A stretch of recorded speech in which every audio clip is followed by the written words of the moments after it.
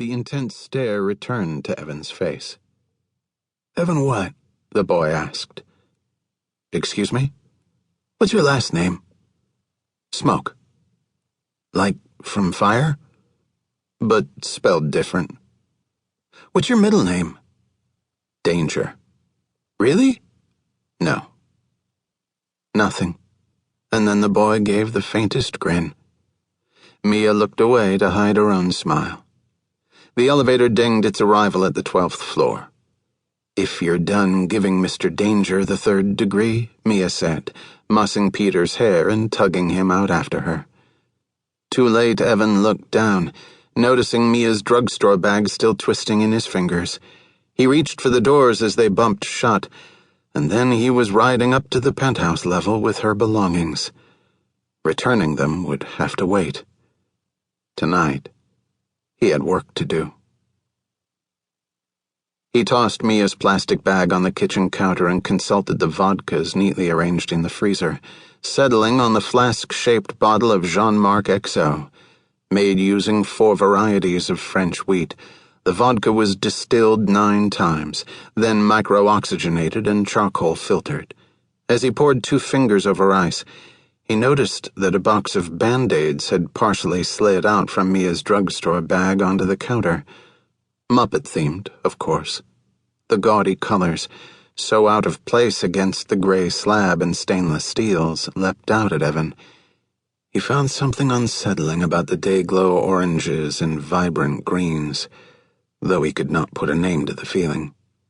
He slid the box into the bag again and sipped his drink on his way back to the vault. The vodka felt silky going down his throat. The texture of purity. Morena Aguilar had armed him with 2 things. Her on-call cell phone, now resting on the sheet metal desk next to his trusty aloe vera plant, and a name. Bill Chambers. There was no scarcity of information on William S. Chambers of the LAPD. As a result of several big, well-timed busts, he'd worked his way up from patrolman to detective 2, finally landing a spot in the coveted gang and narcotics division 4 years ago. That explained how he'd managed to carve out his own little despot ship in the middle of Little East Side-controlled Boyle Heights. He was in an ideal position to do favors for the gangbangers if they helped him in turn. And so they left him to his concubinary of coerced girls, maybe even through influence to protect him and guard the block he'd turned into his personal labor camp. Evan uncovered multiple internal affairs investigations, all of them hindered by misplaced evidence or about faces by key witnesses. Next, he searched the money. Chambers's bank accounts showed multiple cash withdrawals and deposits just below the $10,000 threshold for mandated bank reporting. Questionable activity, but not ironclad proof. And the first commandment demanded ironclad proof.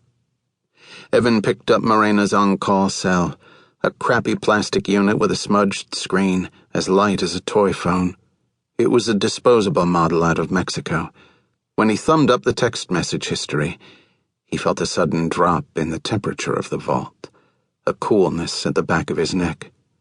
A number of explicit texts from a recurring phone number contained sexual directives and instructions for Morena, some including photo references of clearly underage Latina girls in particular poses. He stared at the face of a child who couldn't yet have been 14.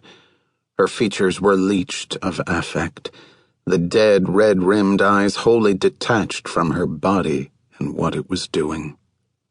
He traded the phone for his drink, but found he'd lost his taste for vodka. Or anything else. Indignation burned, and he had to evoke the 4th commandment. Never make it personal. In the years he'd been doing this, he'd never broken a commandment, and he wasn't willing to do so now. Back to the databases with renewed energy. The phone number of the sender Evan sourced to a batch of prepaid phones bulk sold to Costco last year. A simple bit of reverse proxy code.